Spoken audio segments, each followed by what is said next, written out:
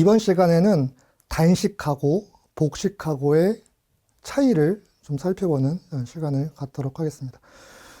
단식부기, 복식부기 이런 차이는 사실은 뭐 여러 가지 뭐 교재라든가 뭐 여러 가지 사이트에서 우리가 찾아보실 수가 있는데, 사실 그 얘기이긴 한데, 사실 약간 좀 거기다가 우리가 실무상의 이슈를 좀 가미하도록 하겠습니다. 그 이유가 뭐냐면은 나중에 누군가가 뭐를 질문하면은 그 질문들 중에 50%는 이 부분에 대한 차이가 근본 원인이 되기 때문에 요거를 제가 별도로 강의를 드리게 되었습니다. 일단 단식이랑 복식이랑 간단하게 차이를 볼게요. 우리 단식은 하나란 뜻이고요. 복식은 두 개란 뜻입니다. 그래서 단식은 한 개, 복식은 두 개라는 겁니다. 자, 단식은 한 개인데 뭐가 한 개냐? 현금, 요것만 한 개라는 거예요. 현금. 근데 복식은 뭐예요? 현금하고 또 다른 게 뭔가가 있어요. 자, 예를 들면 우리가 자동차를 하나 샀어요. 그러면은 돈이 나가죠. 그럼 단식부기는 그냥 현금이 감소된 게 끝이에요. 하지만 복식부기는 현금이 감소되고 자동차가 증가가 해요. 그래가지고 차변 대변에 두 가지를 같이 기록을 해요. 단식부기는 한 가지만 기록을 하고 복식부기는 두 가지를 같이 기록한다 라는 거고요.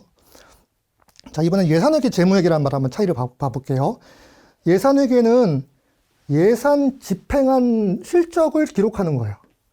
그리고 재무회계는 재정 상태, 재정 운영을 보고하는 거예요. 조금 와닿지가 않습니다. 더 간단하게 말씀드려 볼게요. 예산회계는 세입 세출을 기록하는 거예요. 끝. 돈 들어오고 돈 나가고 끝. 그리고 재무회계는 네 가지입니다. 자산 부채, 수익 비용. 자, 요거는 꼭 기억해 주셔야 돼요. 예산회계의 핵심 키워드 두 개, 세입, 세출. 재무회계의 핵심 키워드 4개, 자산, 부채, 수익, 비용. 자, 요거 반드시 기억하시고요. 넘어갈게요. 자, 현금주의랑 발생주의는 또 뭐냐? 자, 현금주의는 그냥 현금이 들어오면은 수입 잡고 현금 나가면 지출 잡고 되게 단순합니다. 내 통장에 현금 들어왔나 나갔나만 잘 보고 있으면 돼요. 근데 발생주의는 상당히 어려운 개념이에요. 현금하고 관계없대요. 이게 무슨 말이에요? 현금하고 관계없이 거래가 발생한다. 이 거래는 이제 사건이라고도 볼 수 있어요. 사건 혹은 거래가 발생하면 그걸 인식하는 기준이다 라고 되어 있어요. 와닿지가 않습니다. 잘. 이게 무슨 말이지? 거래가 발생한다. 한번 예를 들어볼게요. 가상의 예입니다. 제가 지난주 토요일 날 오전에 로또를 하나 샀어요. 그래가지고 오후에 한 장을 산 다음에 오후에 그 당첨하는 방송을 이제 보고 있는데 1등이 됐어요. 그래서 20억짜리가 당첨됐습니다. 지난주 토요일 날. 가상의 예입니다. 실제가 아니고 당첨됐어요. 그럼 현금주의에서는 현금이 지난주 토요일 날 들어왔나요? 아직 안 들어왔죠. 그러니까 현금주의로 하면은 지난주 토요일 날은 기록할 게 없는 거예요. 당첨만 되는 거지 돈이 들어온 건 아니니까. 돈은 언제 들어와요? 은행 가가지고 그거 바꿔야죠. 예, 그거 로또 쪽지 주고 20억 내 통장에 쏘아주겠죠. 그리고 쏘아주면 그날이 현금이 들어온 날이고 그날 나는 기록을 하는 거죠. 그날 현금 들어오니까. 그러니까 예를 들어볼게요. 토요일 날 당첨이 됐고 제가 오늘 돈을 찾았어요. 라고 예를 들어볼게요. 그럼 현금주의에서는 토요일 날 할 게 있습니까? 없습니까? 아무것도 없죠. 토요일 날은 상당히 중요한 이벤트가 있었어요. 뭐냐면 내가 로또에 당첨된 거. 하지만 현금은 오늘 찾았기 때문에 오늘 들어왔어요.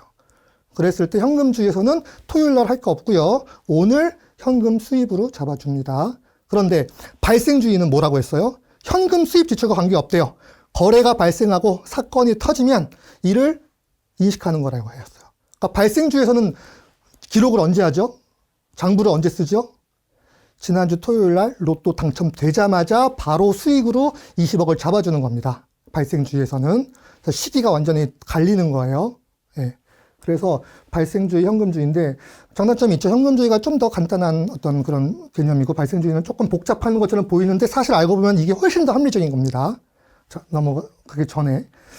자, 세 가지 슬라이드 설명드렸어요. 처음에는 단식, 복식, 예산회계, 재무회계, 현금주의, 발생주의. 자, 제가 같이 어울리는 쌍으로 표시를 해볼게요. 단식 동그라미, 예산회계 동그라미, 현금주의 동그라미. 요거 세 가지는 같이 가는 겁니다. 같이 아주 잘 어울리고 같이 가는 거예요. 다르게 안 갑니다. 얘가 현금주의가 딴 데 가서 못 붙어요. 무조건 예산회계로 붙어야 되고 단식부기로 붙어야 됩니다. 자, 이제 복식부기를 이렇게 거꾸로 된 삼각형을 쳐볼게요. 복식부기, 재무회계, 발생주의. 자, 이렇게가 같이 가는 겁니다. 개념 자체가 같은 원리, 같은 내용들이에요. 다르게 못 갑니다. 자, 여러분들께서 재무회계 담당자이기 때문에 뭘 알아야죠? 복식부기를 알아야 되는 건, 단식부기를 얘기한 이유는 참고해서 비교해서 어떤 차이를 알란 얘기지 이걸 알란 얘기예요. 이게 중심입니다. 그리고 재무회계에 대해서 여러분들 담당자가 되는 거고, 또 그거는 발생주의를 따르는 겁니다. 이거 되게 중요해요. 대부분 50%의 질문은 왜 이게 아니야 라고 물어보는데 아예 주의가 달라서 그래요. 현금이랑 관계가 없어요, 우리는. 예, 우리는 사건, 이에 따라서 기록하는 겁니다. 이게 더 아까 합리적이라고 했어요. 자, 그 다음에 단식 복식 나온 김에 관련한 개념 조금 더 설명드릴게요. 세입이란 말이 있고요. 수익이란 말이 있어요. 그리고 세출이란 말이 있고 비용이란 말이 있어요. 자, 세입은 단식에서 쓰는 말이고요. 수익은 복식에서 쓰는 말입니다. 세출도 단식에서 쓰는 말, 얘는 비용은 복식에서 쓰는 말. 그래서 얘는 한 회계연도에 현금 증가고 세출은 한 회계연도 현금 감소예요. 세입하고 세출이 이렇게. 세입하고 대응할 수 있는 개념, 같은 개념이 아니에요. 그냥 대응만 할 수 있는 개념이 수익인데, 수익은 한 회계연도의 경제적 자원의 증가고 얘는 경제적 자원의 감소를 말해요. 현금 증가는 알겠는데 경제적 자원 증가는 뭐냐? 이것도 합리적사자 보면 되게 쉽습니다. 현금 증가는 뭐에 관계없이 돈만 들어오면 세입이에요. 내가 친구한테 빌렸든 일해서 돈을 알바를 해서 돈을 벌었든 무조건 돈만 들어오면 세입이고요. 수익은 현금이 들어오는 거에 관계없이 실제로 수익 창출 뭔가 행위가 이루어졌을 때 그때 잡는 게 수익입니다. 자, 예를 들어 볼게요. 내가 은행에서 1억 빌렸어요. 근데 통장에 1억 들어왔죠? 세입이에요, 아니에요? 세입 맞습니다. 1억 들어왔어요. 그런데 내 수익인가요? 아니죠. 그거는 내가 은행에서 돈 빌린 거지 내가 돈 번 거 아니에요. 그런 건 수익으로 안 잡는 겁니다. 자, 세출하고 또 비용도 봐볼게요. 세출은 그냥 관계없어요. 이유 막론하고 돈만 나가면 세출이에요. 하지만 비용은 경제적 자원 감소가 있는 게 비용입니다. 자, 내가 벤츠를 한 대 뽑았어요. 1억 주고 벤츠 한 대 뽑았어요. 세출인가요? 아닌가요? 세출 맞죠? 1억 나갔잖아요. 비용인가요? 아닌가요? 경제적 자원 감소가 있나요? 없나요? 현금이 1억 줄었는데 감소한 것 같은데 아니죠. 1억짜리 차가 생겼잖아요. 등가잖아요. 등가. 나가고 들어온 게 같잖아요. 그렇기 때문에 경제적 자원 감소는 제로가 되는 겁니다. 따라서 차를 구입했을 때는 비용이 아니라 그거는 자산을 취득한 거예요. 그런 개념입니다. 그래서 이 두 가지 개념이 극명하게 갈리는 거예요. 자, 요거 설명 잠깐 드렸고요. 요건 나중에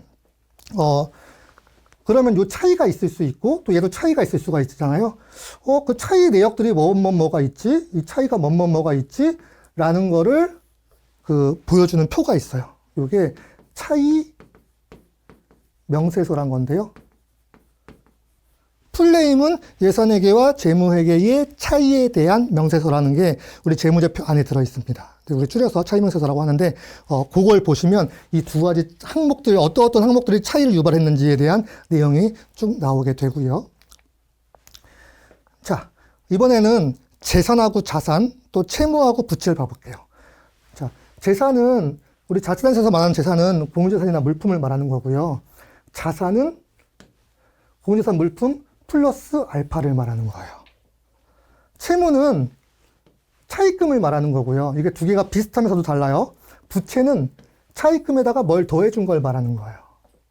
자, 그러니까 포함 개념으로 보면은 어떻게 되죠? 이런 식으로 되겠죠. 자산이 재산보다 넓은 개념이고 이것도 부채가 채무보다 넓은 개념이다. 이렇게 포함 관계를 보시면 되겠습니다. 자, 여기서 그러면 플러스 알파가 뭐죠? 이 플러스 알파 되게 다양해요. 현금도 되고, 재정자금도 되고, 각종 채권도 되고, 아니면 각종 기간 귀속으로 하는 뭐 각종 회계적 어떤 자산 과목도 될 수 있고 되게 다양합니다. 여기서 그러면 플러스 알파인데 플러스 알파가 뭐죠? 이거는 뭐 퇴직급여 충당 부채라든가, 뭐 소송 부채라든가, 뭐 각종 차입금이 아닌 부채 항목들이 상당히 많이 들어오게 됩니다.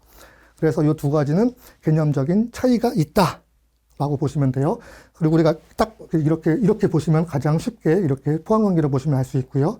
그리고 딱 한 가지만 더 말씀드리면 이런 말이 있어요. 되게 많이 듣는 질문입니다. 여러분들 들으실 수 있는 질문이에요.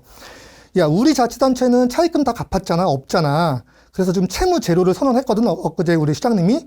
근데 왜 이렇게 부채 금액이 몇백억이나 돼? 라고 질문을 하게 됩니다. 차입금이 제로더라도 플러스 알파가 100억이면 채무는 제로지만 부채는 100억인 거예요. 차입금이 제로고 여기 100억이 있는 거예요. 이렇게. 그래서 채무가 제로인데 왜 부채가 존재하냐는 그 질문 자체는 이 구조 자체를, 이 포함관계를 아예 모르시는 분이 하는 질문이에요. 여러분들께서 현명하게 답을 해주는 겁니다. 아, 우리가 채무는 제로고요. 그리고 현재 자치단체의 한 대부분 한 70%, 80% 정도는 채무를 다 갚아서 없어요. 채무 제로 상태가 대부분 많이 요즘에는 있고요. 하지만 부채가 없는 자치단체는 한 군데도 없습니다. 부채는 한 군데도 없어요. 부채는 무조건 V 플러스 알파라는 건 다 있는 겁니다. 그렇기 때문에 채무가 제로다 하더라도 부채가 존재하는 이유, 그 이유는 차입금은 없지만 기타 여러 가지 퇴직급여 충당 부채라든가 각종 여러 가지 부채 항목들이 있기 때문에 그런 겁니다. 그러면 또 질문이 이어지겠죠. 그러면 B 플러스 알파에 대한 내역을 가져와 봐라. 그럼 그 내역, 쭈르륵 정리된 내역을 갖다 드리면 되는 거고요. 예, 그건 대부분 결산조사 서식에 있는 내역 그대로 뽑아서 드리면은 부채 내역을 뽑아드릴 수 있는 겁니다. 자, 이번 강의는 단식 복식 차이에 대해서 알아봤는데요. 예, 이번 강의 여기서 마치도록 하겠습니다.